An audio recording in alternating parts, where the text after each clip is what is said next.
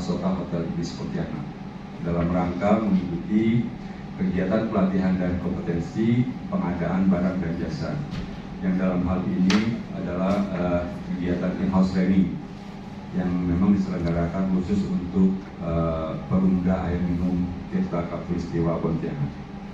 Perkenalkan, saya dengan Maija Rastani, Bapak dan Ibu, selaku penanggung jawab kegiatan ini. Pertama-tama saya ucapkan terima kasih banyak kepada pihak Perumda yang sudah mempercayakan kepada kami untuk menjadi penyelenggara. Yang saya hormati Bapak Abdullah ST, selaku Direktur Teknik Perumda Tirta Khatulistiwa, Pak, dan Pak Wawan Hari Purnomo SH, selaku Direktur Pelayanan dari Perumda Tirta Khatulistiwa, Bapak Ibu para kepala bagian kepala seksi yang mohon maaf tidak bisa saya sebutkan namanya satu persatu, dan juga Ibu Galuh Chandra Sari yang sudah hadir di depan Bapak Ibu semua sebagai instruktur kita pada kesempatan kali ini. Marilah kita sama-sama berdoa menurut keyakinan dan agama kita masing-masing sebelum kita memulai kegiatan pada pagi hari ini, ya.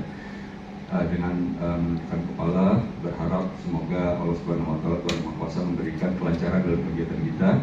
Bu Galuh bisa diberikan kelancaran menyampaikan materi yang sudah disiapkan. Bapak Ibu semuanya diberikan kemudahan dalam menyerap apa yang disampaikan oleh beliau nantinya. Oke, untuk itu berdoa kita mulai. Menyampaikan susunan acara untuk kegiatan kita setelah Ibu. Kita mulai jam 9 sampai dengan jam 16.00. Jadi jam 9 pagi sampai dengan jam 16.00 nanti kita ada break untuk makan siang dan sholat zuhur jam 12 sampai dengan jam 1. Khusus 11. Untuk hari ini Bapak mohon izin, dan hari Jumat kita breaknya jam 11 sampai dengan jam 13.30, ya, untuk hari Jumat. Nah, schedule kita selama 2 hari ini masing-masing ada 2 sesi, pagi dan siang. Nanti di sela-sela sesi itu nanti kita ada coffee break kurang lebih 15 menit, ya. Jadi untuk kegiatan kita jadwalnya seperti itu. Nah, sebelum kita masuk ke materi, mohon izin kepada Bapak Kapolres Teknik atau PLT, ya Pak, yang mohon izin untuk berkenan memberikan kata sambutan untuk bisa membuka kegiatan pelatihan kompetensi pada hari ini. Untuk itu pada Bapak yang terhormat saya persilakan. Ya. Terima kasih atas waktu yang diberikan kepada saya. Alhamdulillah. Bismillahirrahmanirrahim. Assalamualaikum warahmatullahi wabarakatuh. Selamat pagi, salam sejahtera bagi kita semuanya. Pertama-tama kita ucapkan bersyukur di hari ini kita bisa berkumpul di sini dalam rangka pelatihan dan kompetensi pengadaan barang dan jasa. Sebelumnya saya ucapkan selamat datang Bu Galuh Chandra Sari beserta tim. Yang saya hormati Bapak Direktur Pelayanan, Pak Wawan Hari Purnomo, Bapak-bapak, para bagian, para seksi yang hadir di dalam keikutsertaan pelatihan ini. Perlu kita ketahui juga, kita adalah perusahaan daerah air minum Tirta Khatulistiwa yang merupakan perusahaan pelayanan publik. Dan ini kontinu, tidak ada istilahnya berhenti, kontinu 24 jam. Untuk mendukung operasional perusahaan ini, maka dibutuhkan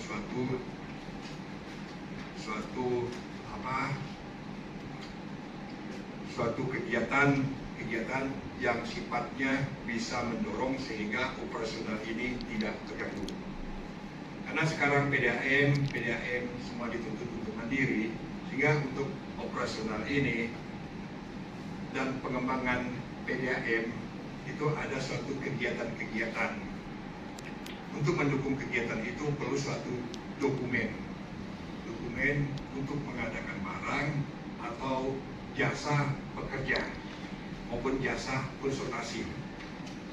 Untuk itu kami di PDAM ini mengharapkan, karena ada suatu kegiatan-kegiatan kita yang sifatnya pemeliharaan, pengembangan, semuanya itu sudah ada aturan-aturan. Perlu kita ketahui untuk aturan-aturan terhadap kepemerintahan itu ada nama Perpres, peraturan presiden. Selain itu juga di BUMN atau BUMD itu juga ada suatu aturan-aturan yang membawahi BUMN dan BUMD. Selamat datang Bu, Bapak. Untuk itu, untuk mempersingkat waktu pelatihan hari ini saya buka. Bismillahirrahmanirrahim. Saya silakan kepada MC untuk menyanyikan. Terima kasih waktunya, Pak.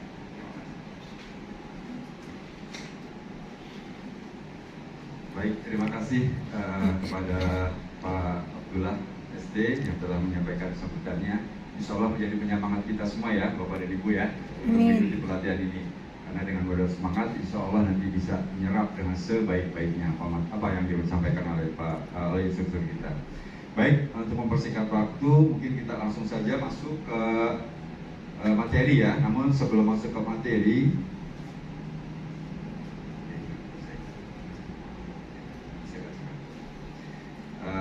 saya izin memperkenalkan terlebih dahulu pada Bapak dan Ibu pemateri kita atau instruktur kita.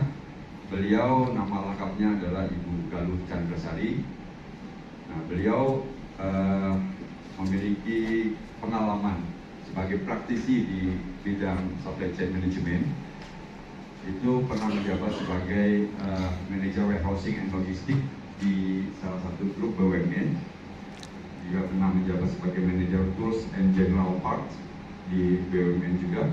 Beliau berkarir di BUMN. Hari ini hari Jumat nanti kita akan sore Jumat kita mulai jam 11, kemudian nanti kita jam 10 juga kita ada break. Kita untuk pelatihan 2 hari ini nanti ada 10 modul nanti kita bagi 2. Hari ini insya Allah 5 modul, kemudian besok 5 modul. Silakan Pak, Ibu ditanya aja, karena nggak ada sesi tanya jawab. Jadi kalau ada yang mau ditanya, mending langsung ditanya supaya nggak lupa. Tuh. Daripada nanti lupa ya kan, nanti saya keburu pulang ke Jogja, udah, iya, udah jawab. Jadi nggak apa-apa. Atau sekarang pun misalnya ada problem-problem gitu ya, nanti mau ditanyakan, nggak apa-apa dicatatin dicatatin aja, kenapa? Jadi nanti biar kita bisa supaya keingetan, jadi kita bisa langsung diskusi. Hari ini kita pengadaan barang dan jasa, jadi kita langsung aja ya. Tadi halaman. Nah, jadi memang kalau yang namanya peraturan, kalau peraturan itu kan regulasi itu berarti kita memang tidak bisa katakan begitu. Misalnya peraturan presiden gitu ya, dan peraturan menteri berarti yang bisa merubah hanya yang memang disebutkan dalam itu peraturan menteri ya, berarti memang menteri yang bisa merubah peraturan presiden ya atas approval presiden. Tapi ketika peraturan direksi itu berarti direksinya ya kan. Kalau peraturan atau tata cara, tata kelola di bawah direktur, maka namanya adalah prosedur kan. Kalau prosedur itu bisa dilakukan, disesuaikan, karena kan pasti kan proses selalu berubah, teknologi berubah, ya kan. Apalagi kalau unit berkembang, pasti akan berubah juga prosesnya. Maka prosedur itu nggak bisa untuk tetap seperti itu, nggak bisa. Gitu. Jadi memang perlu ada penyesuaian. Gitu. Bukan swakelola, kita tinggal panggil orang, tolong dong bikinin jembatan, ya kan, selesai. Tapi kalau ini enggak, ketika mau dibangun oleh masyarakat sekitar, kita harus pastikan apakah ada expertnya, ada tukang batunya enggak, ada tukang apa. Nah kita yang menentukan, kita tanya sama expert butuhnya tenaga apa aja, gitu. Kalau kita hire pihak ketiga, kan langsung mau siapa kek, taunya berapa harga, oke bikin PO selesai. Kalau swakelola enggak, swakelola kita yang mengidentifikasi butuhnya apa aja, expert, gaji, material. bisa jadi di dalam pembelian swaklola ada pembelian umum, ya kan? Misal nih Bapak Ibu butuh bearing misalnya atau jangan aspal misalnya ya. Aspal kan Bapak Ibu nggak bisa bikin, mau nggak mau kan beli. Nah, proses pembelian aspalnya menggunakan proses pembelian yang umum, gitu. Yang membedakan cuma itu, Bapak Ibu mesti mengidentifikasi kebutuhannya apa aja untuk membangun itu, karena kita mau bangun sendiri. Bapak Ibu mau bikin musola, mau bikin sendiri. Jadi kita yang nentuin tukangnya, kita nentuin gambarnya, itu namanya swaklola. Masalah sih sebenarnya di proses pengadaan itu kan ada perencanaan, pengadaan, penyelesaian. Ya. Oke, terima kasih waktunya. Tadi Ibu sampaikan di proses pengadaan itu kan ada perencanaan, proses pengadaan, dan proses penyelesaian. Kebetulan kita ini kan ada di secara struktural kan ada juga di perencanaan. Jadi kalau ada suatu pekerjaan, kita ada yang desainnya secara internal. Namun ada juga yang desainnya atau perencanaan itu dari eksternal atau konsultan gitu kan. Nah, di sini kan Ibu bicarakan terhadap OE, owner estimate gitu kan. OE, APS ya, APS atau OE ya. Owner apa? Owner engineer gitu kan. Padahal kita kan di situ kan ada EE-nya juga sebelumnya kan. Engineering estimate gitu kan. Kalau kita lihat di sini nih kebutuhan dan anggaran dari pengadaan barang dan jasa. Berarti kan ini kan sudah ada barangnya atau RAB-nya atau desainnya sebelumnya Bu. Ini dari belum ada. Dari belum ada kan.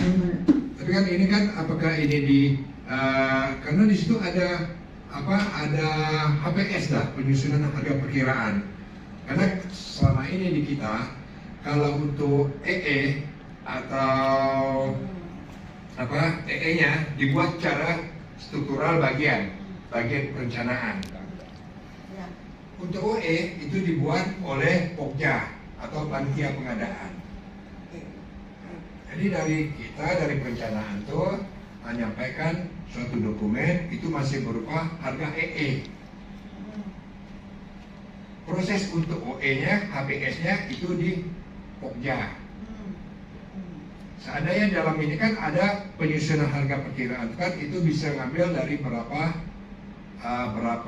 harga pasar, harga sebelumnya, harga yang sudah ada kontrak kan, bukan harga referensi yang lain. Itu di dalam penyusunan HPS, ya kan? Oke, sampailah selanjutnya sampai prosesnya itu di kontrak, gitu kan? Itu yang pertama Bu. Yang keduanya di dalam penyusunan HPS ini kan mungkin di situ kan ada pekerjaan yang sifatnya pengadaan. Apalagi dengan zamannya digitalisasi ini kan, ini ada yang namanya e-katalog Bu. Padahal di e-katalog kan cara sampaikan tidak secara detail menjelaskan. Dengan zaman sekarang itu semua produk bisa juga masuk ke dalam e-katalog. Ada yang produknya Eropa, ada produk Asia, ada produk dari lokal gitu kan. Ya secara spek itu tidak secara detail, tapi dari sisi fungsi atau kapasitas dia sama. Apakah itu menjadi masalah nggak kalau kita menyusun HPS? Pertama dari harganya tidak sesuai dengan ada yang di e-katalog. Yang pertama. Ketiganya kebetulan juga Bu kami untuk jasa yang rutin pelaksanaan perbaikan kami ada instalatir yang sudah tersertifikasi oleh kita selama. Instalatir itu kayak pihak ketiga Bu, kontraktor lah kasarnya gitu kan. Kontraktor itu sudah tersertifikasi. Itu berlaku selama sekian tahun mereka, 3 tahun ke depannya mereka kita seleksi lagi gitu kan. Kan ada juga pekerjaan kita yang sifatnya pengembangan yang nilainya mungkin itu dilakukan prosesnya cara pemilihan. Betul, kita kan ada tahapan pemilihan itu di atas 300 sampai 4M nggak pada gitu kan. Apakah pada saat proses pemilihan itu kami bisa menunjuk langsung atau menunjuk langsung rekan-rekanan kami yang ada instalatir tanpa kami mengundang di luar gitu. Itu aja Bu sementara dulu. Ya saya juga takutnya keburu lupa Pak. Oke, yang pertama jadi gini sudut pandangnya. Kita samakan dulu persepsinya. Tadi kan ada owner estimate sama engineering estimate, ya kan? Kalau yang ini adalah bisa merupakan besarannya itu Pak. Jadi artinya ini tahunan Pak. Jadi misalnya nih bikin jembatan. Jadi budgetnya adalah bahwa bulan Juni kita mau bikin jembatan dengan anggaran sekian. Jadi belum detail. Tapi kita mau bikin apa? Karena ini tujuannya sebenarnya untuk menentukan prioritas. Prioritas mana dari proyek-proyek atau program-program di perusahaan kita itu, gitu. Nah, di sini kita menentukan, kemudian dilihat dari anggarannya untuk disiapkan anggarannya. Gitu. Jadi sebenarnya budget ini sebenarnya adalah prioritas pembiayaan. Kalau dari sudut keuangan, prioritas pembiayaan mana yang diprioritaskan, nilainya berapa. Jadi belum detail. Jadi kalau kayak tadi misalnya kita mau bikin ini, mau beli aset, mau bikin jembatan, mau ngaspal jalan, besaran-besarannya, itu besaran-besarannya. Dengan biayanya dari mana? Nah ini nanti ada cara, jadi lihat dari belakang ke depan dan lain gitu sini. Sementara yang HPS ini adalah harga untuk bikin jembatan. Jadi kan kita tadi sama budget bikin jalan misalnya 5M misalnya. Ketika bikin budgetnya sudah di-approve, kemudian kita mau kita implementasi, mau kita laksanakan. Nah, dengan budget 5M tadi, kita bikin HPS-nya. Spesifikasinya gimana? Di sini spesifikasinya. Apa yang mau kita indikan?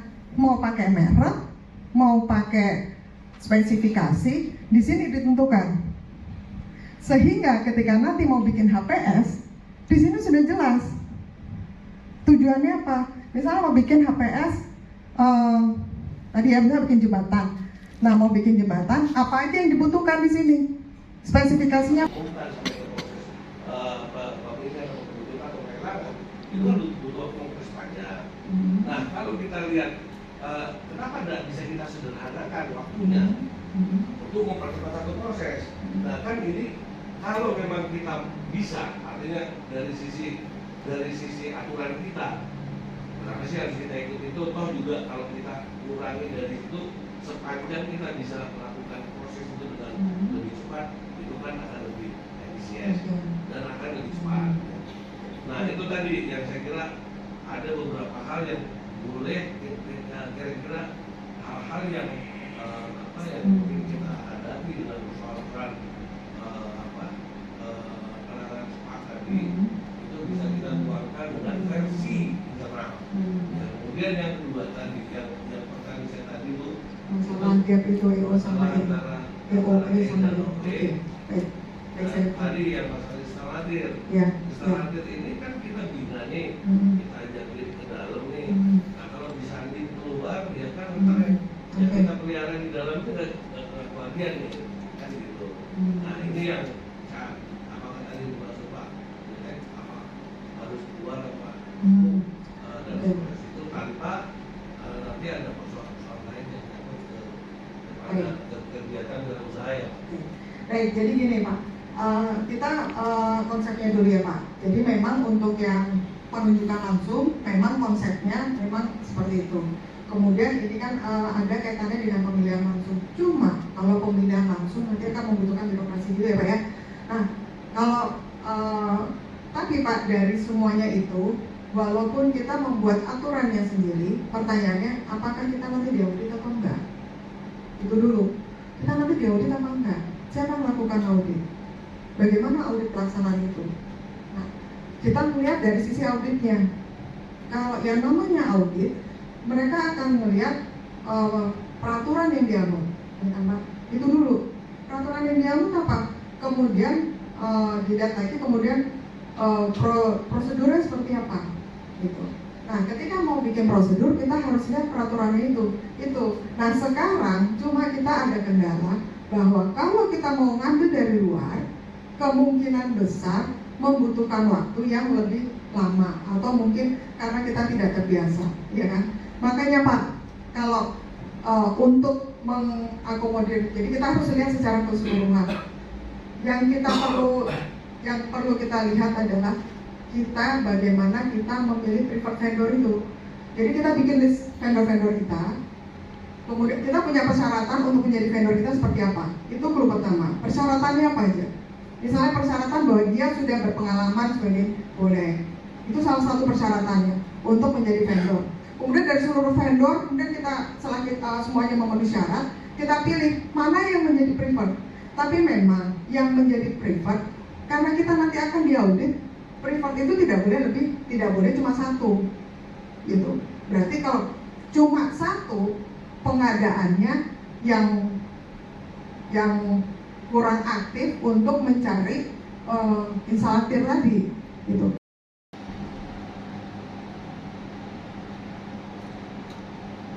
Nah, ini adalah untuk penentuan kita mau pakai metode pengadaannya apa. Jadi kita kemarin kita udah tentukan bentuk barangnya, kita udah tahu spesifikasinya, kita udah tahu jumlahnya, unit PSR, kemudian kita tahu ini penggunaannya akan continuous berlanjut atau cuma sesekali. Kemudian kita juga cari tahu apakah ini kritikal, barangnya susah dapat atau enggak. Nah, setelah kita tahu barang yang mau dibeli, kita akan menentukan mau pakai apa, gitu. Jadi kan kemarin metode kontrak itu kan macam-macam. Ini sebutin. Ya, ini adalah untuk barang yang paling murah, banyak dijual. Makin ke sana pembeliannya jumlahnya makin banyak, tapi dapetinnya susah yang sini, gitu. Jadi kita di sini ditunjukkan bahwa kita menentukan jenis kontraknya tergantung dari susah atau enggaknya barang didapat, atau dari harganya mahal atau murahnya. Jadi nggak bisa disamakan. Pokoknya udah satu metode aja pembelian seperti biasa atau subkontrak seperti biasa. Kalau menurut teori ini perlu dibedakan. Makin ke sini kita nggak perlu menggunakan effort yang terlalu banyak, nggak perlu ya kita sama vendor harus terlalu akrab, karena di sini banyak yang jual, gitu. Mungkin di Alfa ada, gitu, warung sebelah mungkin ada, gitu kan, jadi banyak. Udah, yang penting bikin kontrak 2 tahun, untuk kontrak 2 tahun, kontrak 3 tahun. Jadi untuk barang-barang ini kita udah pikirkan. Jadi effort kita akan banyak dilakukan di area sini nih. Karena ini adalah area-area yang susah, kritikal, barangnya susah didapat, murah lagi, atau barangnya susah didapat tapi itu kita itu di monopoli. Nah, kita lebih baik effortnya di sini. Tapi kalau untuk yang ini, karena banyak yang jual, nggak perlu 100%, nggak perlu banyak-banyak, kita konsentrasi di sini.